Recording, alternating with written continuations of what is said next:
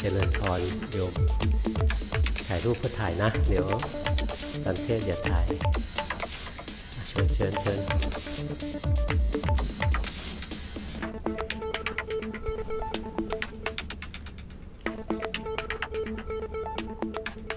พอยังพอแล้วเชิญเวลาหลวงพ่อเทศขอความร่วมมือนะอย่าถ่ายรูปนะเวลาแสดงธรรมะเนี่ยไม่มีโผล่ล่วงหน้ามันอยู่ที่ใจของคนฟังถ้าใจของเราสงบธรรมะมันก็ประณีตลึกซึ้งขึ้นมาถ้าใจเราฟุ้งซ่านวอกแวกไปได้ธรรมะมันก็จะแกว่งไปแกว่งมาพอเหมาะพอควรกับคนฟังธรรมะในภาคปฏิบัติไม่เหมือนธรรมะในภาคปริยัติเตรียมโผไว้ก่อนวันนี้จะต้องพูดเรื่องนี้ตอนที่หลวงพ่อยังไม่รู้ว่าจะพูดเรื่องอะไรนะแต่รู้สึกว่าหัวข้อที่กำหนดให้หลวงพ่อพูดจะเรื่องการเจริญสติในชีวิตประจำวันเรื่องนี้เป็นเรื่องหัวใจของการปฏิบัติธรรมทีเดียวพวกเราเวลาคิดถึงการปฏิบัติธรรมนะเราจะวาดภาพมาต้องไปนั่งสมาธิต้องไปเดินจงกรมถ้าทำอะไรก็ต้องไม่เหมือนมนุษย์ธรรมดาต้องช้าๆต้องนุ่มนวลต้องช้าๆค่อยๆขยับอย่างจะเดินก็ต้องช้าๆจะทำอะไรทุกอย่างต้องช้าๆเราเรียกว่าปฏิบัติธรรมนั่งก็ต้องหลับตาถึงจะเรียกว่าปฏิบัติธรรมนั่งลืมตาก็ไม่ได้ต้องนั่งในท่านี้ด้วยต้องเดินในท่านี้ด้วยถึงจะเรียกว่าการปฏิบัติในความเป็นจริงการปฏิบัติธรรมไม่ได้เป็นอย่างนั้นหรอกการปฏิบัติธรรมจริงๆคือการมีสติเมื่อไรมีสติเมื่อนั้นมีการปฏิบัตินะมีความเพียรเมื่อไรขาดสติเมื่อนั้นขาดการปฏิบัติขาดความเพียร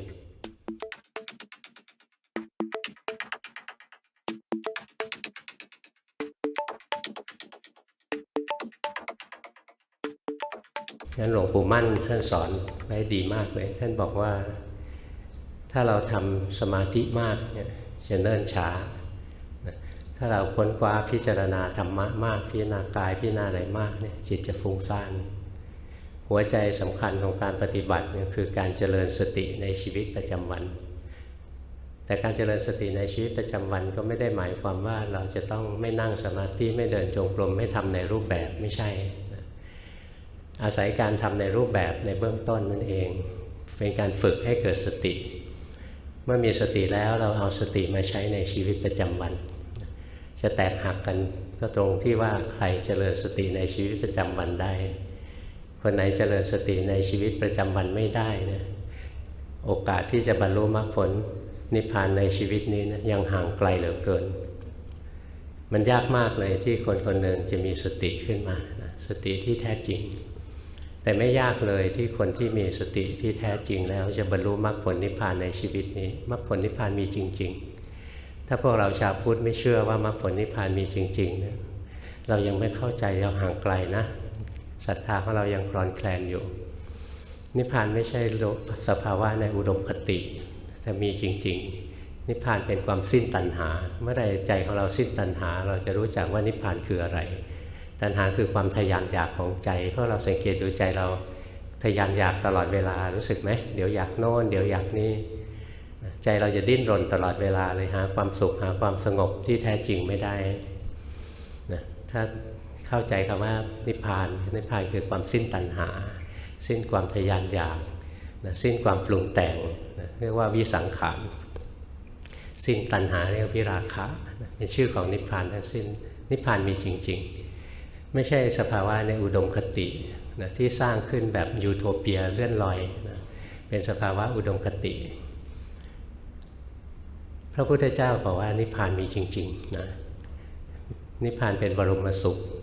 ถ้าใครสัมผัสแล้วจะรู้ว่ามีความสุขมากนิพพานเนี่ยว่างจากตัวตนว่างจากความยึดถือในตัวในตนว่างจากกิเลสว่างจากความทุกข์แต่ไม่ใช่ว่างเปล่าไม่มีอะไรเลย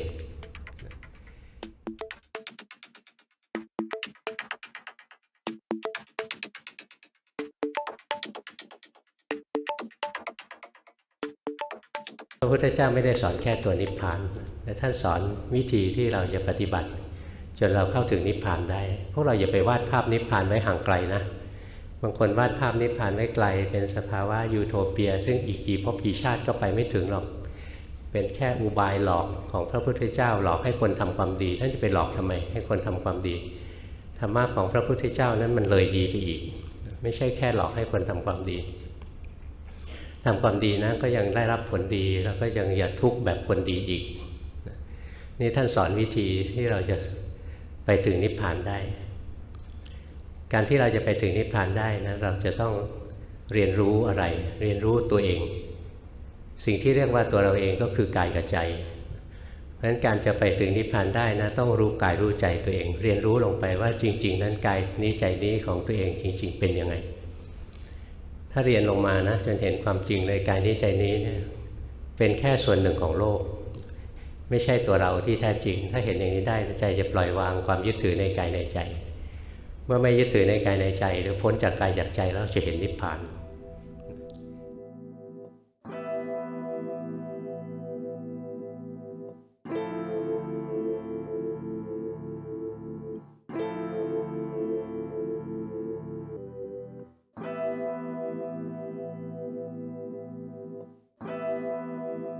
ไม่ใช่เรื่องยากนะไม่ใช่เรื่องยากแล้วก็ไม่ใช่ปรัชญาบางคนคิดว่าศาสนาพุทธเป็นปรัชญาหรือบางคนว่าเป็นวิทยาศาสตร์หลวงพ่อไม่เห็นว่าศาสนาพุทธต้องเป็นอะไรเลยในความเป็นจริงศาสนาพุทธเป็นศาสตร์เพื่อความพ้นทุกข์เท่านั้นเองถ้าใครเข้าใจศาสตร์อันนี้ได้ก็ไม่มีความทุกข์แล้วสามารถมีชีวิตอยู่กับโลกได้อย่างมีความสุข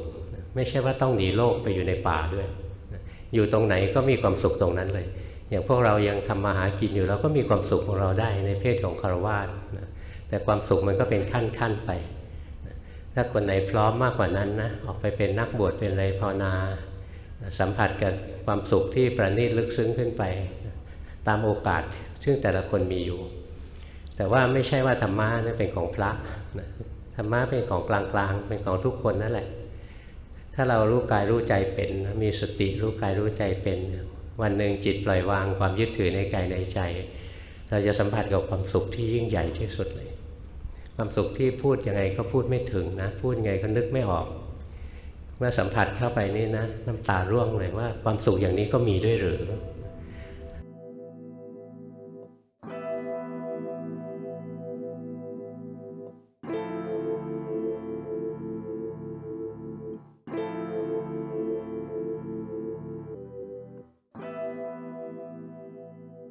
พวกเราก็เคยสัมผัสกับความสุขอย่างโลกนะความสุขอย่างโลกเป็นความสุขชั่วครั้งชั่วคราวแวบเดียวก็หายไปแล้วอย่างเราจะจีบสาวสักคนนะไหมพอจีบได้มามีความสุขถามว่ามีความสุขอยู่นานไหมไม่นานหรอกเดี๋ยวก็เบื่อแล้วอยากได้อย่างอื่นต่อไปอีกแล้วให้ความสุขในโลกนะมันไม่มีวันอิ่มไม่มีวันพอมันไม่เหมือนความสุขในการปฏิบัตินะถ้าเรามีการปฏิบัติธรรมนะคอยรู้กายคอยรู้ใจไปจิตใจเราจะมีความสุขเป็นลำดับขึ้นไปประณีตเป็นลำดับขึ้นไปจิตเราห่างไกลจากความทุกข์เป็นลำดับไปตอนนี้คนที่เรียนกับหลวงพ่อนะคนที่เรียนจนกระทั่งจิตตื่นขึ้นมามีสติที่แท้จริงขึ้นมาตอนนี้มีเยอะมากเลยนะนับจำนวนไม่ถูกแล้วว่ามีกี่พันหรือเป็นหมื่นพวกนี้ชีวิตของเขาเปลี่ยนแปลงเวลามารายงานมาส่งกันบ้านนี่จะบอกเลยว่าชีวิตเขาเปลี่ยนไปหมดแล้วเคยมีความทุกข์มากๆนะก็เหลือทุกข์น้อยๆเคยทุกข์นานๆก็ทุกข์สั้นๆมีความสุขแต่เดิมความสุขต้องอิงอาศัยคนอื่นต้องอิงอาศัยสิ่งอื่นอยู่ตลอดเวลา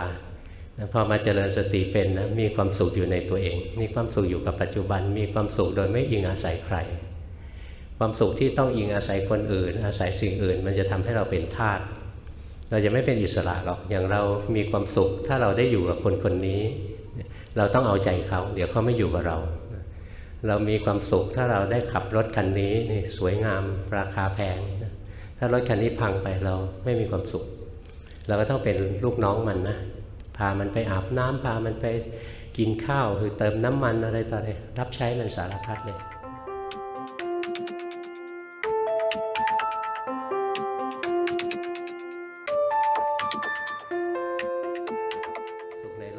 ความสุขที่ไม่อิสระหรอกเป็นความสุขที่ต้องอิงอาศัยผู้อื่นอิงอาศัยสิ่งอื่นอยู่ตลอดเวลาส่วนความสุขในธรรมะนี่เป็นความสุขที่อัศจรรย์นะมีสติขึ้นมาก็มีความสุขมีสมาธิขึ้นมาก็มีความสุขมีปัญญาขึ้นมาก็มีความสุขมีวิมุตติคือจิตปล่อยวางความยึดถือกายยึดถือใจยิ่งมีความสุขใหญ่ เพราะฉะนั้นความสุขมีเป็นขั้นไปเป็นลำดับไปงั้นพวกเราทุกคนที่เป็นชาวพุทธนะเรามีบุญเรามีวาสนาแล้วเพราะพระพุทธเจ้าบอกวิธีให้เราถ้าเราเดินตามวิธีการที่พระพุทธเจ้าบอกเราจะสัมผัสความสุขเป็นลำดับไปไม่ใช่ว่าตอนนี้ต้องทุกข์ยากไปก่อนแล้วอีกหลายปีบรรลุมรรคผลนิพพานถึงจะมีความสุขไม่ใช่นะไม่ใช่ว่าต้องปฏิบัติไปก่อนชาตินี้แล้วชาติต่อไปถึงจะมีความสุขนะอย่างนั้นก็ไม่ใช่ศาสนาพุทธเป็นศาสนาที่อัศจรรย์ที่สุดเลยถ้าเราเจริญสติเป็นเนี่ยความทุกข์มันจะกระเด็นออกไปต่อหน้าต่อตาเราเลยความทุกข์กระเด็นออกไปจากหัวใจเราต่อหน้าต่อตาเลยเนี่ยพระพุทธเจ้าบอกวิธีการไว้ให้เรานะวันหนึ่งถ้าเราเดินตามทางที่พระพุทธเจ้าบอกเราก็พ้นจากความทุกข์ทั้งปวงชีวิตจะมีแต่ความโปร่งโล่งเบามีความสุขอะไรจะเกิดขึ้นนะเราก็ยังมีความสุขของเราอยู่ได้อย่างนั้นนะเพราะความสุขเราไม่อิงอาศัยอะไรเพียงแต่มีสติขึ้นมานี่ทำยังไงวิธีที่จะเดินตามเส้นทางสายนี้วิธีที่จะเดินตามทางสายนี้นะก็เรียกว่าการเจริญสติปัฏฐานหรือจะพูดให้ตรงที่สุดก็คือการทำวิปัสสนากรรมฐาน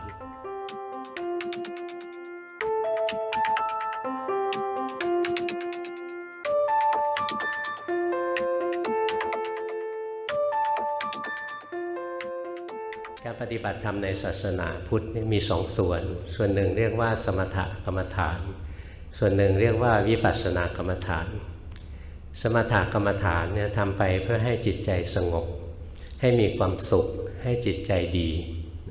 ส่วนวิปัสสนากรรมฐานเนี่ยไม่ได้มุ่งเอาความสุขความสงบความดี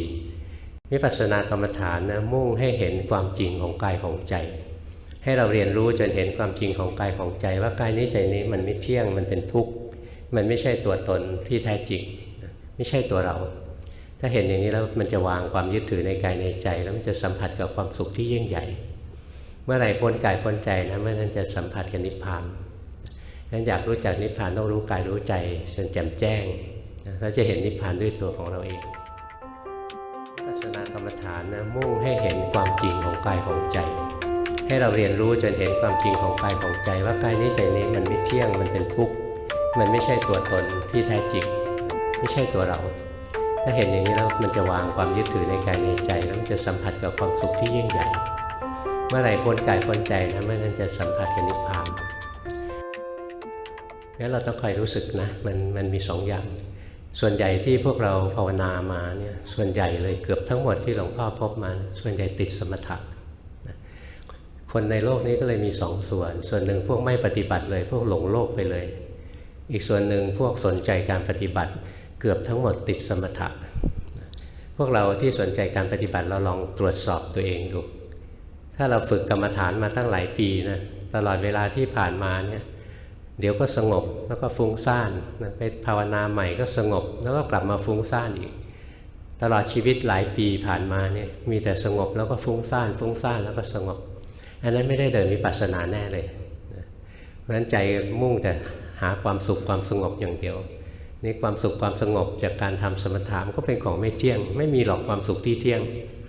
ความสุขในโลกไม่มีเที่ยงหรอกไงก็ต้องแปรปรวนไปงั้นมีความสุขชั่วครั้งชั่วคราวเดี๋ยวมันก็หายไปอีกงั้นสมถกรรมฐานเนี่ยมุ่งไปที่ความสุขความสงบความดีวิปัสสนาเนี่ยมุ่งให้เกิดปัญญาคือการเห็นความจริงของกายของใจเพราะงั้นวัตถุประสงค์ไม่เหมือนกันวิธีการก็ไม่เหมือนกันแล้วเราจะต้องเรียนต้องแยกแยะให้ออกนะว่าการดำเนินจิตแบบไหนเป็นสมถกรรมฐานการดำเนินจิตแบบไหนเป็นวิปัสสนากรรมฐานถ้าแยกไม่ได้ส่วนใหญ่จะไปทำสมถะแล้วคิดว่าทำวิปัสสนาอยู่พวกเราที่สนใจการปฏิบัติเราลองตรวจสอบตัวเองดูถ้าเราฝึกกรรมฐานมาตั้งหลายปีนะตลอดเวลาที่ผ่านมาเนี่ยเดี๋ยวก็สงบแล้วก็ฟุ้งซ่านไปภาวนาใหม่ก็สงบแล้วก็กลับมาฟุ้งซ่านอีกตลอดชีวิตหลายปีผ่านมาเนี่ยมีแต่สงบแล้วก็ฟุ้งซ่านแล้วก็สงบอันนั้นไม่ได้เดินวิปัสสนาแน่เลยเพราะฉะนั้นใจมุ่งแต่หาความสุขความสงบอย่างเดียวนี่ความสุขความสงบจากการทำสมถะก็เป็นของไม่เที่ยงไม่มีหรอกความสุขที่เที่ยงความสุขในโลกไม่มีเที่ยงหรอกไงก็ต้องแปรปรวนไปงั้นมีความสุขชั่วครั้งชั่วคราวเดี๋ยวมันก็หายไปอีกสมถกรรมฐานเนี่ยหลักการของมันไม่ยากเท่าไหร่นะ หลักการของสมถกรรมฐานเนี่ยคือให้เราสังเกตความจริงของจิตใจเราเองก่อนจิตใจของเราเนี่ยร่อนเร่ซัดสายตลอดเวลาเดี๋ยวหลงไปทางโน้นเดี๋ยวหลงไปทางนี้เดี๋ยวจับอารมณ์มันโน้นเดี๋ยวจับอารมณ์มันนี้นะฟุ้งซ่านจับอารมณ์โน้นอารมณ์นี้จิตใจนั้นเคลื่อนไหวเปลี่ยนแปลงไปอุตรุดตลอดเวลาเลยคนที่ภาวนาไม่เป็นก็พยายามบังคับใจนะให้สงบให้ดีบังคับยังไงมันก็ไม่สงบนะมีแต่เครียดเพราะฉะนั้นพวกภาวนาแล้วเครียดเนี่ยแสดงว่าไปทำสมถะแบบผิดวิธีด้วยถ้าทำถูกวิธีจะไม่เครียดจิตถ้าเรารู้จักลักษณะของจิตเนี่ยจิตมันคล้ายๆเด็กเหมือนเด็กซนๆคนหนึ่งจิตนะเดี๋ยวก็วิ่งไปทางโน้นเดี๋ยวก็วิ่งไปทางนี้เดี๋ยวหัวเราะเดี๋ยวร้องไห้เดี๋ยวดีใจเดี๋ยวเสียใจจิตมันเป็นอย่างนี้ถ้าเราทำสมถะผิดนะก็คล้ายๆเราเอาไม้เรียวไปยืนเฝ้าเด็กไว้บังคับไม่ให้มันกระดุกกระดิกเด็กมันจะเครียดจิตนี้เหมือนกันถ้าเราไปบังคับให้มันนิ่งนะมันจะเครียดเราต้องใช้อุบายวิธีหาอารมณ์ที่จิตชอบใจมาเป็นเหยื่อล่อหาอารมณ์ที่จิตชอบใจมาเป็นเหยื่อล่อคล้ายๆเรารู้ว่าเด็กคนนี้ชอบกินไอติมเราก็บอกเด็กบอกอย่าซนนอกบ้านเลยมาเข้ามาบ้านมากินไอติมให้สบายใจนะเด็กมันจะสมัครใจเข้ามาในบ้านเด็กก็มีความสุขด้วยใช่ไหมแล้วก็เด็กก็ไม่ร่อนเร่ออกไปนอกบ้านด้วยหลักของการทำสมถกรรมฐานก็แบบเดียวกันเราต้องเลือกนะว่าจิตใจของเราเนี่ยรู้อารมณ์ชนิดไหนแล้วมีความสุขบางคนรู้ลมหายใจแล้วจิตใจมีความสุขก็รู้ลมหายใจไปอย่างมีความสุขไม่ต้องไปคิดว่าทำยังไงจิตจะสงบถ้ารู้ลมแล้วสบายใจนะรู้ลมไปบางคนดูท้องพองยุบแล้วจิตสบายใจก็ดูท้องพองยุบบางคนเดินจงกรมบางคนภาวนาพุทโธบางคนขยับมือทำจังหวะแบบหลวงพ่อเทียนทำแล้วจิตใจสบายมีความสุขก็ทำอย่างนั้นความสุขนี่แหละเป็นเหตุใกล้ให้เกิดสมาธิพอจิตมันมีความสุขนะมันจะไม่หนีไปซัดสายไปที่อื่นมันจะเคล้าเคลียอยู่ในอารมณ์ที่มันมีความสุขเนี่ยเคล็ดลับมันอยู่ตรงนี้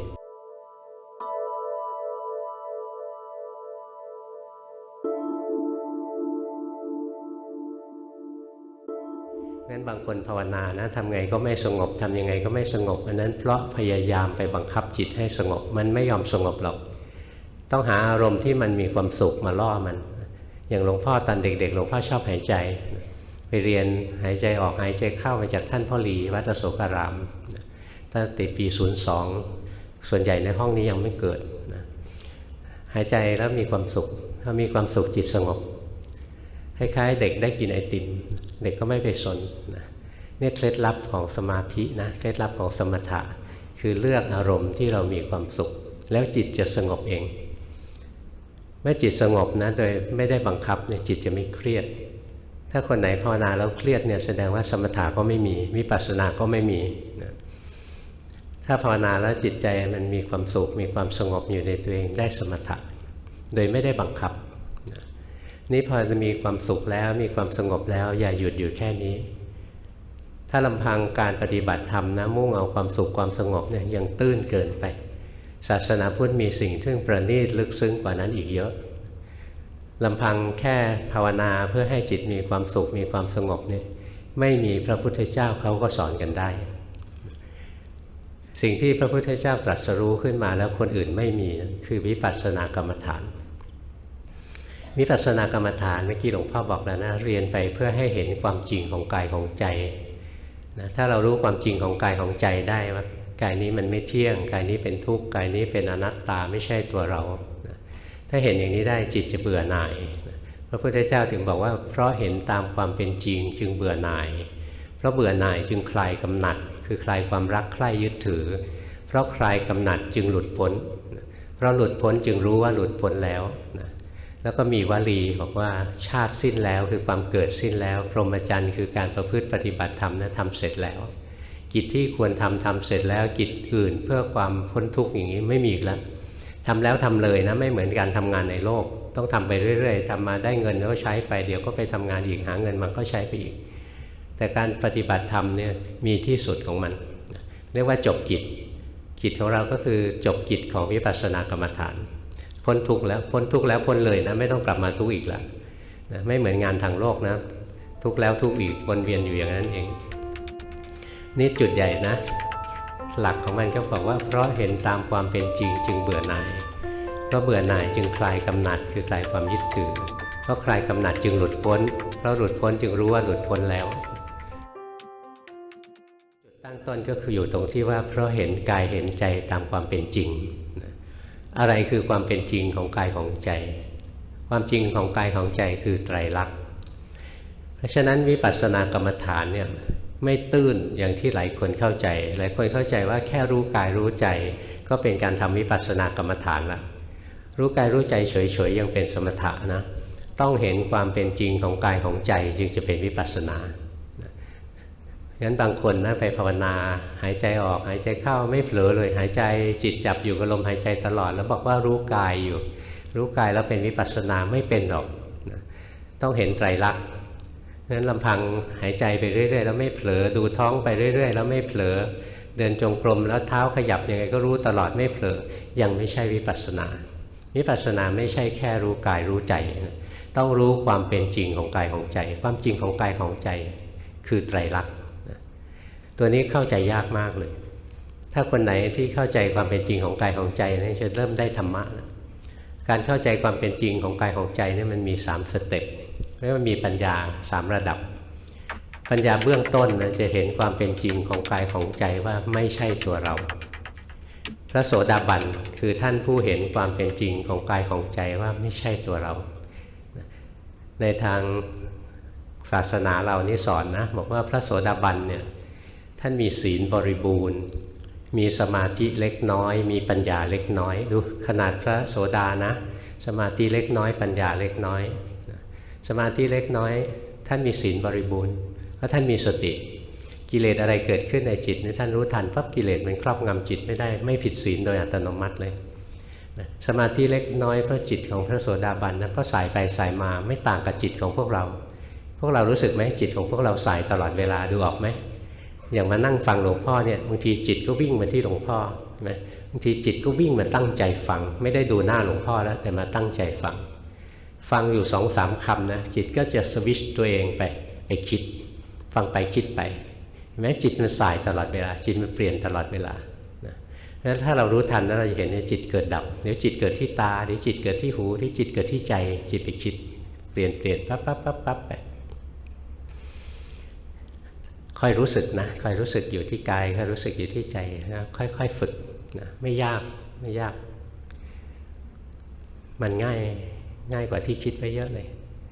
ขั้นแรกนะอยากจะให้เกิดสติที่แท้จริงเนี่ยทำกรรมฐานอะไรขึ้นมาสักอย่างหนึ่งก่อนนะ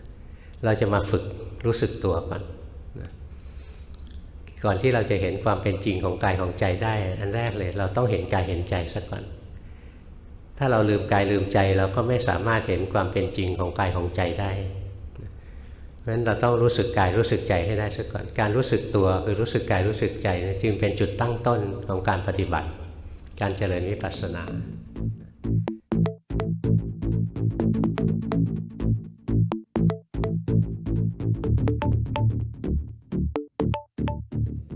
จิตของเราจะหลงตลอดเวลาเดี๋ยวหลงไปดูหลงไปฟังหลงไปคิดหลงไปดมกลิ่นหลงไปริมรสหลงไปรู้สัมผัสทางกายเช่นนั่งอยู่แล้วคันเราก็เกาใช่ไหมขณะที่เราเกานะสบายใจแล้วเราไม่รู้เลยว่าร่างกายกำลังเกาอยู่ใจกำลังสบายเราเกาอัตโนมัติในขณะนั้นลืมกายลืมใจทำอะไรเราก็ลืมกายลืมใจตลอดเวลาเรียกว่าขาดสตินะสติ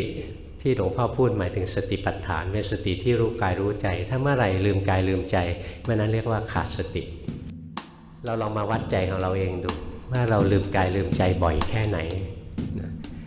สังเกตไหมเวลาที่เราไปคิดรู้สึกไหมใจมันจะเหมือนไหลไปนะความรู้สึกอยู่ที่กายที่ใจเนี่ยจะหายไปมีร่างกายก็หายไปมีจิตใจก็หายไปไม่รู้แต่เรื่องที่คิดนะงั้นเบื้องต้นนะวิธีง่ายๆพวกเราหาอารมณ์กรรมฐานมาสักอย่างหนึ่งมาเป็นเครื่องสังเกตจิตใจเช่นคนไหนถนัดรู้ลมหายใจนะก็ไปนั่งรู้ลมหายใจรู้เล่นๆไม่ใช่รู้เพื่อให้สงบนะคนไหนชอบไหว้พระสวดมนต์ก็ไปไหว้พระสวดมนต์สวดเล่นๆนะไม่ใช่สวดให้สงบนะ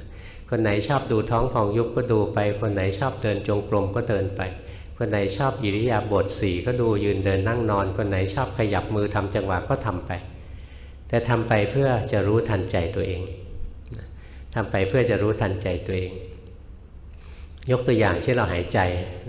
ไปหายใจเล่นๆจิตเราวิ่งไปอยู่ที่ลมหายใจนะเราก็รู้ทันนะจิตเราวิ่งไปคิดเราก็รู้ทันจิตเป็นสุขจิตเป็นทุกข์จิตดีจิตร้ายอะไรขึ้นมาคอยรู้ไปเรื่อยๆหายใจไปแล้วคอยรู้ทันจิตใจไปหรือสวดมนต์ก็ได้นะอรหังสัมมาอะไรอย่างนี้พอสวดมนต์ไปพอใจไหลไปคิดแวบหนีไปคิดเรื่องอื่นแล้วรู้ทันว่าจิตไหลไปแล้วนะสวดมนต์ไปแล้วจิตสงบรู้ว่าสงบสวดไปแล้วจิตฟุ้งซ่านรู้ว่าฟุ้งซ่านสวดมนต์ไปแล้วก็คอยรู้ความเปลี่ยนแปลงของจิตไปเรื่อยๆนี่เป็นการฝึกให้มีสตินะดูท้องพองยุบก็ได้นะดูท้องพองยุบไปแล้วจิตไหลไปอยู่ที่ท้องก็รู้ทันจิตหนีไปคิดก็รู้ทันจิตไปทำอะไรก็รู้ทันนี่เราเข้ามาถึงการฝึกหัดแล้วนะงั้นเบื้องต้นทุกคนหาอารมณ์กรรมฐานมาสักอันหนึ่งก่อนอารมณ์อะไรก็ได้ที่เราถนัดที่ทำแล้วสบายใจนะรู้อารมณ์อันนั้นไปเช่นรู้พุทโธก็ได้นะสัมมาอรหังก็ได้หายใจก็ได้รู้ท้องพองยุบก็ได้เดินจงกรมก็ได้ขยับมือทำจังหวะก็ได้อะไรก็ได้แต่ไม่ได้ทำเพื่อให้จิตนิ่งเราทำกรรมฐานไปแล้วเราคอยเห็นความเปลี่ยนแปลงความเคลื่อนไหวของจิตไปเรื่อยๆเช่นเราพุทโธพุทโธแล้วจิตหนีไปคิดเรื่องอื่นรู้ว่าจิตหนีไปคิดแล้วพุทโธพุทโธจิตสงบรู้ว่าสงบพุทโธพุทโธจิตฟุ้งซ่านรู้ว่าฟุ้งซ่านหายใจไปหายใจเข้าหายใจออกไปจิตวิ่งไปอยู่ที่ลมหายใจเรารู้ทันจิตหนีไปคิดเรื่องอื่นเรารู้ทันจิตเป็นสุขจิตเป็นทุกข์จิตมีปีติมีความสุขอะไรขึ้นมาเราคอยรู้ทันทำอะไรก็ได้นะเบื้องต้นทำกรรมฐานมาสักอันหนึ่งก่อนเป็นเครื่องสังเกตปกติจิตเราจะร่อนเร่ตลอดเวลาวิ่งตลอดดูยากเราก็ทำกรรมฐานขึ้นมาเป็นตัวสังเกตสมมุติว่านี่เป็นพุทโธนี่เป็นลมหายใจนะเราพุทโธหรือหายใจอยู่แล้วจิตเราวิ่งมาที่นี่วิ่งมาที่พุทโธวิ่งมาที่ลมหายใจวิ่งมาที่ท้องรู้ทันว่าจิตวิ่งมาจิตวิ่งไปที่อื่นรู้ทันเนี่ยเราจะเห็นได้ชัดนะถ้าเราไม่มีเครื่องสังเกตเลยจิตมันสายไปตลอดดูยากงั้นเบื้องต้นหาอารมณ์กรรมฐานมาสักอันหนึ่งนะอะไรก็ได้ทำอะไรไม่เป็นเลยสวดมนต์ไปเรื่อยๆก็ได้นะหรือฟังซีดีหลวงพ่อก็ได้ฟังไปแล้วใจลอยไปรู้ฟังไปแล้วขำขึ้นมารู้นะฟังไปแล้วงงขึ้นมารู้นะหัดรู้ทันใจตัวเองบ่อยๆการที่เราหัดรู้สภาวะบ่อยๆนี่แหละจะทำให้เกิดสติเพราะสติไม่ได้เกิดจากการบังคับสติเป็นอนัตตาไม่มีใครสั่งสติให้เกิดได้สติมีเหตุสติถึงจะเกิดเหตุของสติคือการที่จิตจำสภาวะได้แม่นและจิตจำสภาวะได้แม่นเพราะจิตเห็นสภาวะบ่อยๆเราหัดดูสภาวะไปนะทำกรรมฐานมาอันหนึ่งแล้วคอยสังเกตความเคลื่อนไหวเปลี่ยนแปลงของจิตใจเราไปเรื่อย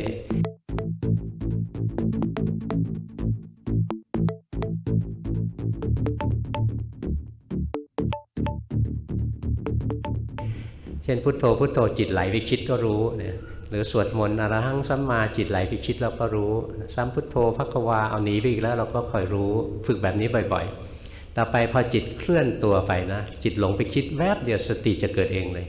นะสติไม่ได้เกิดจากการสั่งให้เกิดเลยสติเกิดขึ้นเพราะว่าจิตจำสภาวะได้แม่นนะในพระอภิธรรมถึงบอกว่าทิระสัญญาทิระสัญญาคือการที่จิตจำสภาวะได้แม่นเป็นเหตุใกล้ให้เกิดสติงั้นเราหัดดูสภาวะไปเรื่อยๆจนวันหนึ่งสติเกิดพอสติที่แท้จริงเกิดนะคอยสังเกตไปเพราะมันจะรู้สึกตัวขึ้นมาพอรู้สึกตัวขึ้นมาแล้วคราวนี้ไม่มีแล้วว่ากรรมฐานของเราจะทำสายไหนสายกายสายจิตอะไรนี้ไม่มีอีกต่อไปแล้วเบื้องต้นอาจจะดูมาจากกายบางคนดูจากเวทนาบางคนดูจากจิตนั่นแค่จุดตั้งต้นเท่านั้นเองนะคือทำกรรมฐานมาอันหนึ่งเป็นเครื่องสังเกตพอรู้ทันจิตมากเข้าสติเกิดเองแล้วเนี่ยถัดจากนั้นไม่มีสายไหนสายไหนละมีแต่ว่าขณะนี้มีสติหรือขณะนี้ขาดสตินะขณะนี้มีสติบางทีสติระลึกรู้กายบางทีสติระลึกรู้เวทนาบางทีสติระลึกรู้จิตเลือกไม่ได้หรอกว่าจะรู้กายหรือรู้จิตถ้าใครยังเลือกว่าจะรู้กายอันเดียวหรือรู้จิตอันเดียวมันจะตกไปสู่สมถกรรมฐานงั้นสติที่แท้จริงเกิดเมื่อไหร่นะเลือกไม่ได้แล้วบางทีก็รู้กายบางทีก็รู้เวทนาบางทีก็รู้จิตอย่างตอนหลวงพ่อมาเมื่อกี้นะมันนั่งเขาให้นั่งรอเวลาก็มีโยมคนหนึ่งเสื้อเขียวๆนี่แหละทีมมสทก็ไปส่งกันบ้านก็ส่งกันบ้านบอกว่าอาบน้ำอยู่หรือแป ลงอะไรหวีผมอยู่อะไรเนี่ยรู้สึกร่างกายนี้ไม่ใช่ตัวเราขึ้นมาแม้สติมันระลึกขึ้นมาเองนะโดยที่ไม่ได้เจตนาแล้วมันจะเห็นว่าไม่มีตัวเราสติระลึกรู้กายเมื่อไหร่ก็เห็นกายไม่ใช่เราสติระลึกรู้เวทนาเห็นเวทนาไม่ใช่เราสติระลึกรู้จิตที่เป็นกุศลเป็นอกุศลนะก็จะเห็นว่าจิตก็ไม่ใช่เรานะนี่สติที่แท้จริงเกิดขึ้นมันจะเริ่มเห็นนะมันจะเห็นว่าร่างกายมันหายใจออกไม่ใช่เราหายใจออกนะร่างกายหายใจเข้าไม่ใช่เราหายใจเข้าร่างกายยืนร่างกายเดินร่างกายนั่งร่างกายนอนไม่ใช่ตัวเรายืนเดินนั่งนอนมันจะรู้สึกเลยร่างกายนี้ไม่ใช่ตัวเรานะนี่ถ้าสติที่แท้จริงเกิดแล้วนะหรือความสุขความทุกข์ที่เกิดขึ้นเราจะเห็นเลยความสุขความทุกข์มันแทรกเข้ามาในร่างกายมันไม่ใช่ตัวเราสุขเราทุกข์อีกต่อไปกุศลอกุศลทั้งหลายเกิดขึ้นเช่นความโลภความโกรธความหลงเกิดขึ้นเราเห็นเลยจิตมันโลภจิตมันโกรธจิตมันหลงไม่ใช่เราโลภเราโกรธเราหลงจะเห็นว่าสภาวะธรรมทั้งหลายไม่ใช่ตัวเรานะเพราะฉะนั้นเบื้องต้นเราช่วยกันนะแต่ละคนหาอารมณ์กรรมฐานมาสักอันหนึ่งที่เราถนัดคนไหนถนัดเดินจงกรมก็เอาคนไหนถนัดพุทโธก็เอาอะไรก็ได้นะเอาสักอย่างหนึ่งมาเป็นเครื่องสังเกตความเคลื่อนไหวของจิตนะสังเกตไปเรื่อยต่อไปสติจะเกิดเองเพราะสติเกิดนะมันจะรู้กายมันจะรู้ใจนะบางทีก็รู้กายบางทีรู้เวทนาบางทีก็รู้ใจของเราแล้วจะเห็นว่าไม่มีตัวเราหรอกจะเห็นร่างกายที่กำลังเคลื่อนไหวอยู่นี้ไม่ใช่ตัวเราเห็นเวทนาที่กำลังปรากฏคือความสุขความทุกข์ความเฉยทั้งหลายไม่ใช่ตัวเราเห็นจิตที่เป็นกุศลและอกุศลทั้งหลายนะไม่ใช่ตัวเราไม่มีผู้ใดเห็นว่าตัวเราไม่มีนะเรียกว่าได้ปัญญาขั้นต้นของพระโสดาบันนะตัวเราไม่มีตัวตนนี่ปัญญาขั้นต้นนะถ้าปัญญาขั้นกลางเนี่ยคือปัญญาที่เห็นความจริงนะว่ากายนี้เป็นทุกข์ล้วนๆเลยผู้ที่เห็นกายนี้เป็นทุกข์ล้วนๆก็วิธีจะมาเห็นกายเป็นทุกข์ล้วนๆก็ใช้วิธีเจริญสติรู้กายรู้ใจอย่างเดียวกันนั่นเองกับที่ฝึกมาในเบื้องต้นนั่นเองรู้อย่างเดียวกันมีสติแล้วรู้กายบ้างรู้ใจบ้างนะมันรู้ของมันเองไปเรื่อยถึงวันที่เขาพอนะจิตมันจะรวมเข้ามานะแล้วมันตัดสินความรู้เลยมันจะรู้เลยว่ากายนี้ทุกข์ล้วนๆเลยตาหูจมูกลิ้นกายซึ่งรวมกันขึ้นมาเป็นร่างกายเนี่ยเป็นก้อนทุกข์นะเป็นก้อนทุกข์พวกเรามีใครเห็นว่าร่างกายเป็นทุกข์บ้างมีไหมมีช่วยยกมือหน่อยมีไหมใครเห็นกายเป็นทุกข์เอานะพวกที่ยกอย่าเพิ่งเอาลงนะหลวงพ่อขอถามหน่อยพวกที่ยกเห็นเป็นทุกข์ตลอดเวลาหรือว่าเห็นเป็นทุกข์บ้างสุขบ้าง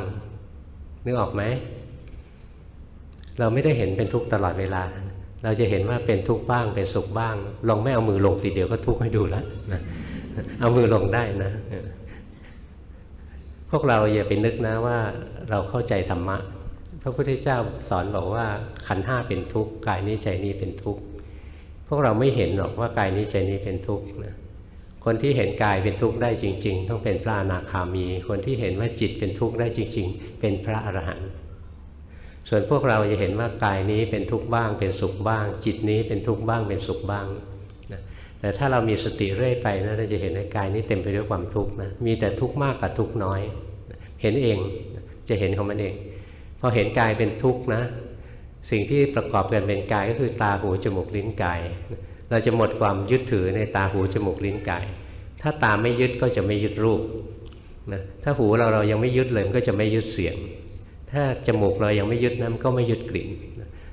ถ้าลิ้นเรายังไม่ยึดเลยมันจะไม่ยึดรสที่มันยึดในตาหูจมูกลิ้นกายได้เพราะมันติดอกติดใจในรูปเสียงกลิ่นรสแล้วก็สิ่งที่มากระทบกายที่เรียกว่าโผฏฐัพพะก็จะมีความยินดียินร้ายในรูปเสียงกลิ่นรสโผฏฐัพพะแต่ถ้าปัญญาแจ่มแจ้งขึ้นมานะเป็นปัญญาขั้นกลางเห็นแล้ว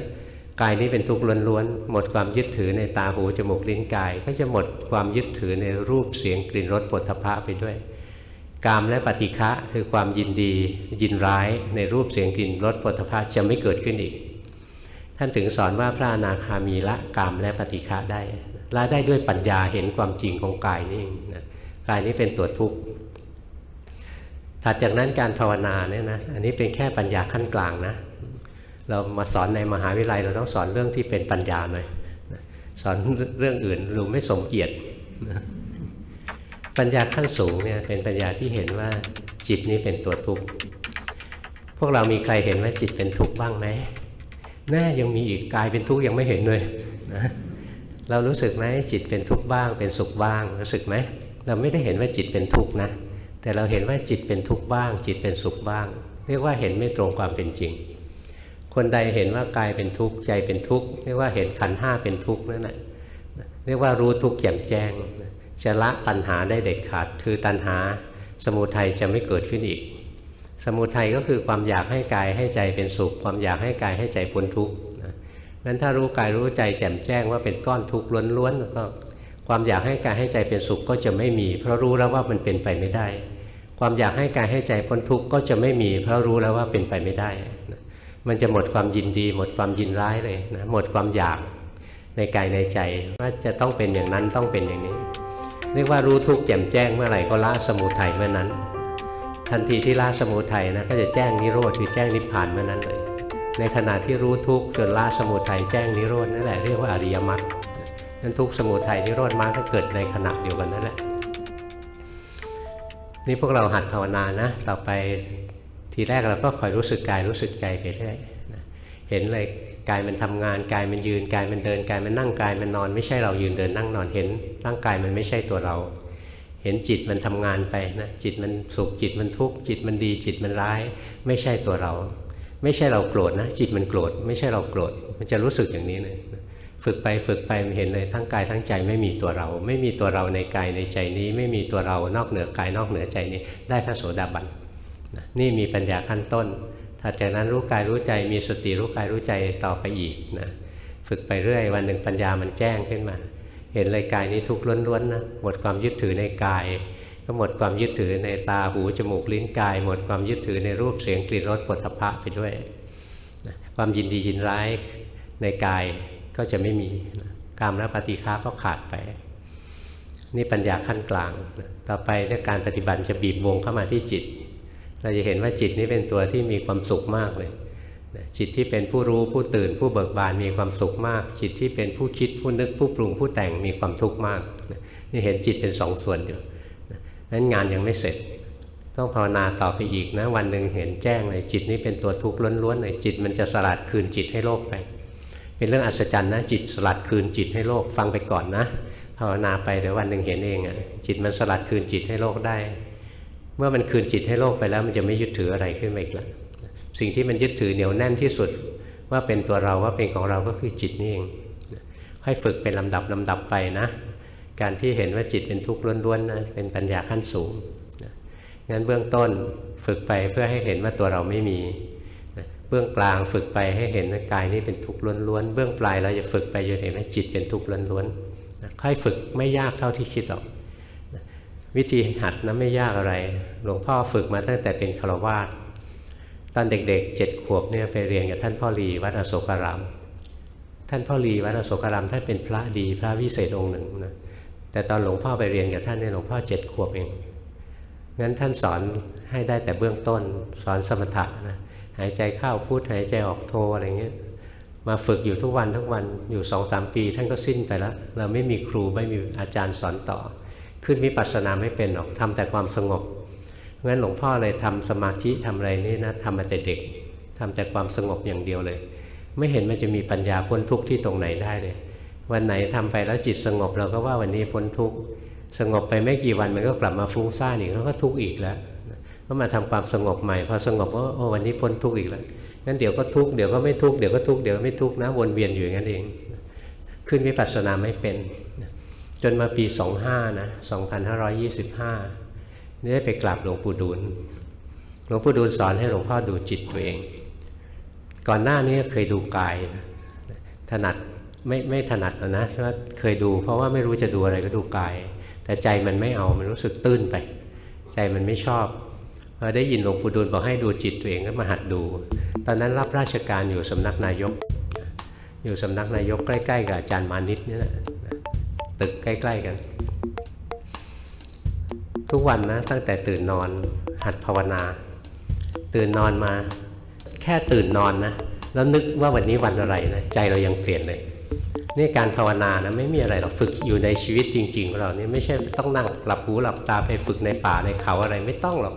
นะไปภาวนามันคือการเรียนรู้กายเรียนรู้ใจอยู่ที่ไหนมันก็มีกายมีใจเห็นไหม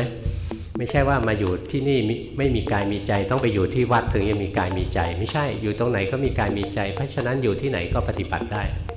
เพราะการปฏิบัติคือการเรียนรู้ความจริงของกายของใจนี่ตื่นนอนมาหลวงพ่อรับราชการนะตื่นมานึกได้วันนี้วันจันทร์ใจแห้งแล้งนึกได้ว่าวันนี้วันศุกร์ใจสดชื่นเรารู้ทันใจแห้งแล้งเราก็รู้ใจสดชื่นเราก็รู้นึกได้ว่าวันศุกร์นะโอ้ปรีเปรมมากเลยนึกได้ไปอีกนะเราวีคเอนด้วยสดชื่นมากกว่าปกติอีกใครเป็นบ้างมีไหมเป็นทั้งนั้นแหละยังแต่ไม่ยอมยกมือทำให้ดูว่าขยันทำงานพอนึกได้ว่าวันศุกร์นะจิตใจสดชื่นดูไปดูมาเฮ้ยจำวันผิดวันนี้วันพุธความสุขพลิกเลยพลิกเลยใจเป็นทุกข์ขึ้นมาเห็นเลยใจเป็นทุกข์ขึ้นมาเนี่ยคอยดูนี่เวลากินข้าวเราก็ภาวนาได้นะเรากินข้าวหรือเราเดินไปโรงอาหารโอ้วันนี้มีแต่ของโปรดจิตใจมีความสุขรู้สึกไหมวันนี้เจอแต่ของที่เราไม่ชอบแม่ค้าพวกนี้ขาดอินโนเวชั่นนะไม่ได้เรื่องเลยนะทำอาหารเหมือนกันทุกวันเลยล้วนแต่ของที่เราไม่ชอบพอเห็นแล้วใจเราก็ไม่ชอบนะเนี่ยรู้ทันที่ใจเรานะไม่ใช่รู้ว่าวันนี้มีอาหารอะไรนะไม่ใช่วันนี้รู้มีแกงเป็ดแกงไก่แกงปลาไหลชูชีอะไรเงี้ยให้รู้ความรู้สึกของเราเช่นเห็นอย่างนี้เห็นอาหารอย่างนี้ใจเรารู้สึกนี้ได้กลิ่นอาหารอย่างนี้ใจเรารู้สึกอย่างนี้รู้ที่ใจรู้ความรู้สึกที่ใจนี่คือการเจริญสติในชีวิตจริงๆนะไม่ใช่นั่งหลับหูหลับตาอยู่ที่ไหนเลยนะใช้ชีวิตอยู่ตรงไหนก็ภาวนามันที่นั่นแหละงั้นเราเดินไปเราเห็นอาหารนี้ใจเรารู้สึกไงเรารู้ทันนะกินเข้าไปอุ้ยนี่ของโปรดทั้งนั้นเลยตักใส่ปากไม่อร่อยเลยนึกว่าจะอร่อยใครเคยเป็นไหมเห็นของโปรดตักใส่ปากเข้าไปแล้วมันไม่อร่อยรู้สึกไงปลื้มใจได้กินของไม่อร่อยนะไม่เป็นใช่ไหมรู้สึกแย่จังเลยแม่ครัวคนนี้ไม่ได้เรื่องอะไรเงี้ยใจไม่ชอบรู้ทันว่าใจไม่ชอบนะงั้นเราคอยรู้ทันใจของเราออกจากที่ทำงานเราไปหรือจะมาที่ทำงานตอนเช้ารถติดเยอะรถติดเยอะแยะวันนี้ออกจากบ้านขับรถออกมาเจอแต่ไฟแดงรู้สึกยังไงเจอไฟแดงรู้สึกไงเซ็งใช่ไหม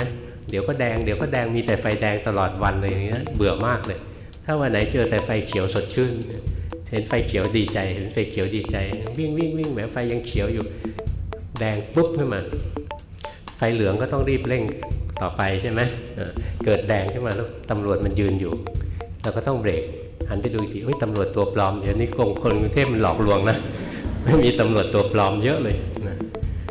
ตำรวจตัวปลอมกับตำรวจตัวจริงต่างกันตรงไหนดูออกไหมดูที่พุงสินะตำรวจตัวจริงนะจะอ้วนกว่าตำรวจตัวปลอมนะดูถ้าติดไฟแดงเป็นคันแรกรู้สึกยังไงโอ้โหโมโหเลยบางทีใช่ไหมถ้าติดเป็นคันที่20รู้สึกไงสบายกว่ารู้สึกไหมถ้าติดเป็นคันที่80คันที่120เฉยๆไฟเขียวก็ยังเฉยอยู่รู้ว่าไม่รอดหรอกเนี่ยเราคอยรู้ความรู้สึกของเรานะนี่แหละคือการปฏิบัติธรรมในชีวิตจริงๆอย่าไปคิดนะว่าการปฏิบัติธรรมในชีวิตธรรมดาเนี่ยไม่มีผลอะไรจะแตกหักกันนะจะบรรลุมรรคผลนิพพานได้หรือเปล่านี่อยู่ที่ว่าเราปฏิบัติธรรมในชีวิตจริงๆของเราได้หรือเปล่าคนคนหนึ่งจะไปนั่งสมาธิจะไปเดินจงกรมได้วันละกี่ชั่วโมงชีวิตส่วนใหญ่ของเราคือชีวิตที่อยู่กับโลกธรรมดานี้ต่างหากงั้นถ้าเราฝึกปฏิบัติได้เฉพาะตอนเข้าวัดตอนเข้าคอร์สตอนนั่งสมาธิตอนเดินจงกรมเนี่ยโอกาสที่จะปฏิบัติมันมีนิดเดียวนะปีหนึ่งจะมีสักกี่ครั้งนะวันหนึ่งจะมีสักกี่ชั่วโมงกี่นาทีแต่เวลาส่วนใหญ่ในชีวิตประจำวันเนี่ยเราโยนทิ้งซะเปล่าๆหลวงพ่อไม่โยนทิ้งเลยนะอย่างแต่ก่อนนี้รับราชการใหม่ๆยังไม่มีรถขับหรอกขึ้นรถเมล์พอตอนเช้าออกมาที่ป้ายรถเมล์ปุ๊บเห็นผู้ร่วมชะตากรรมพอๆคนในห้องนี้สดชื่นไหมเพื่อนเยอะไม่สดชื่นเลยใช่ไหมเซ็งอย่างนี้จะไปได้ไงเซ็งรู้ว่าเซ็งนะเห็นรถเมล์วิ่งมาแล้วปูเลงอุ้ยคันนี้ว่างดีใจมันไม่จอดเปลี่ยนจากดีใจเป็นโกรธความจริงที่มันว่างเพราะมันไม่ชอบจอดถ้ามันชอบจอดมันคงไม่ว่างหรอกนะมันก็เรื่องง่ายๆแค่นั้นเองเนี่ยพอรถเมล์ว่างๆมาดีใจพอไม่ยอมจอดเปลี่ยนเป็นโมโหรู้ว่าโมโหเนี่ยคอยรู้ความรู้สึกของตัวเองไปการหัดเจริญสติในชีวิตประจำวันนะที่ง่ายๆเหมาะสำหรับคนเมืองคนอย่างพวกเรานี้แหละคนอยู่ในเมืองไม่มีเวลานั่งสมาธิไม่มีเวลาเดินจงกรมอะไรมากมาย ก็ให้พวกเราคอยรู้ความรู้สึกของตัวเองความรู้สึกของเราจะเปลี่ยนแปลงตลอดเวลาเดี๋ยวสุขเดี๋ยวทุกข์เดี๋ยวดีเดี๋ยวร้ายความรู้สึกจะเปลี่ยนตลอดคอยมีสติรู้มันไปเรื่อยๆอย่าไปบังคับให้มันสุขให้มันสงบให้มันดีนะเราดูความเปลี่ยนแปลง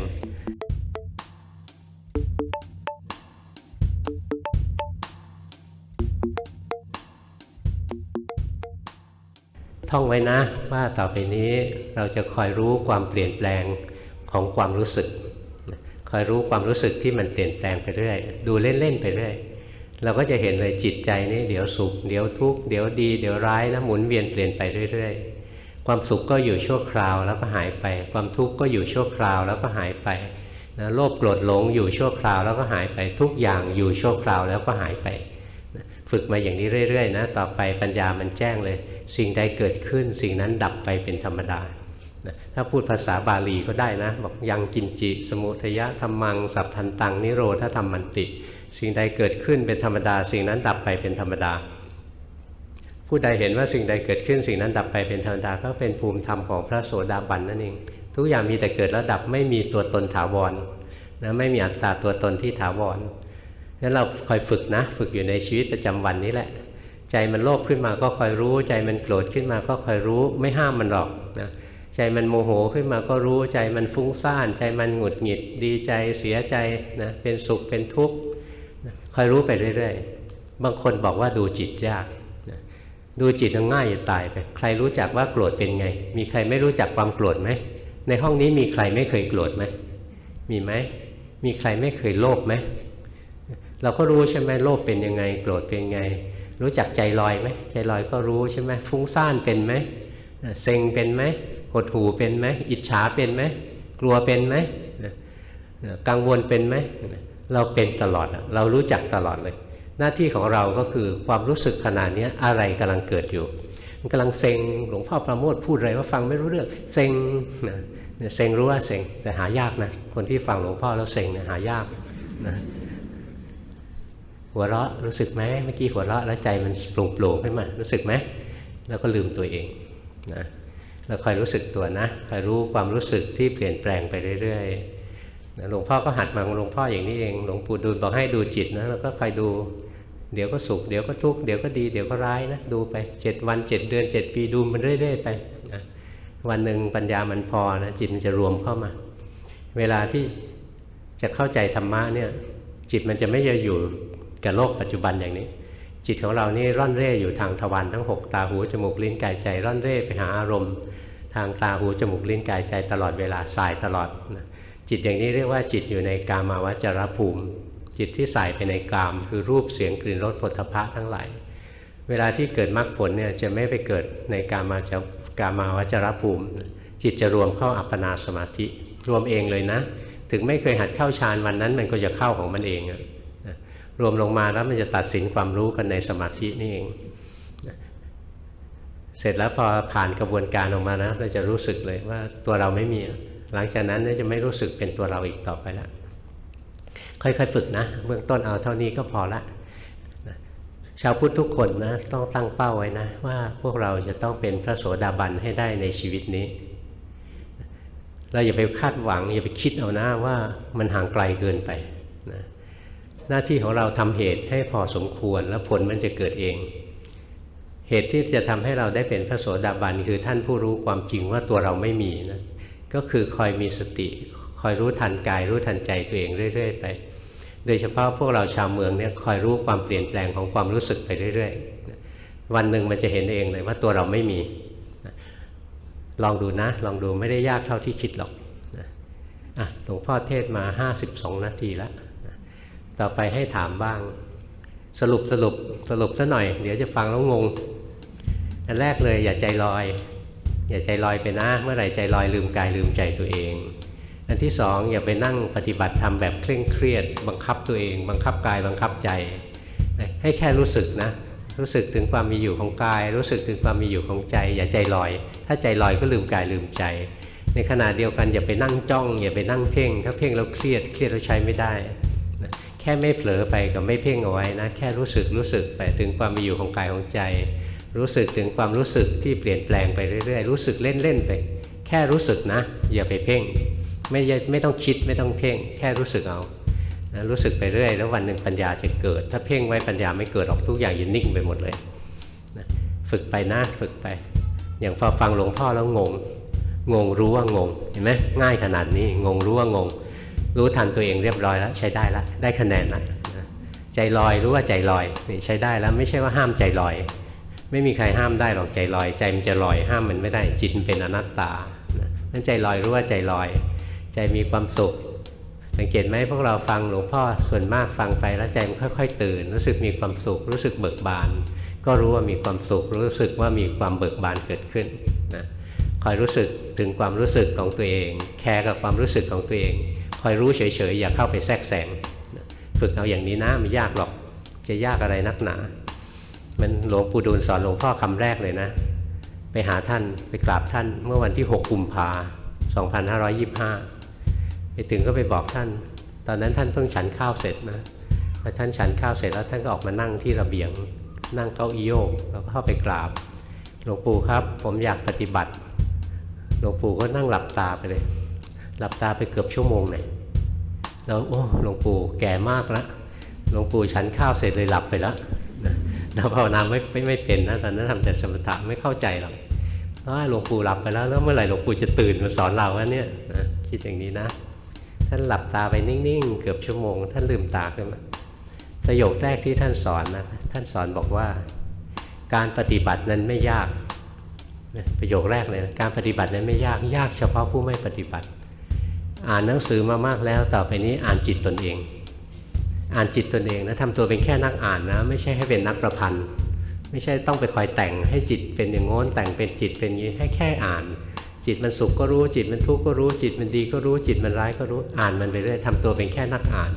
ไม่ใช่นักประพันธ์ไม่ต้องไปดัดแปลงนะไม่ใช่ผู้วิจารณ์ด้วยไม่ใช่นักวิจารณ์ไม่ใช่ผู้กำกับเวทีละครด้วยจิตมันเป็นยังไงรู้มันเป็นอย่างนั้นไปเรื่อยฝึกอย่างนี้หรอกไม่ยากหรอกแล้วเราจะรู้ว่าธรรมะจริงๆนะพระพุทธเจ้านะค้นคว้ามาจนกระทั่งง่ายแล้วเหมาะสมกับมนุษย์ธรรมดาคนหนึ่งที่จะเรียนรู้ได้ด้วยตัวเองนะพอสมควรเชิญ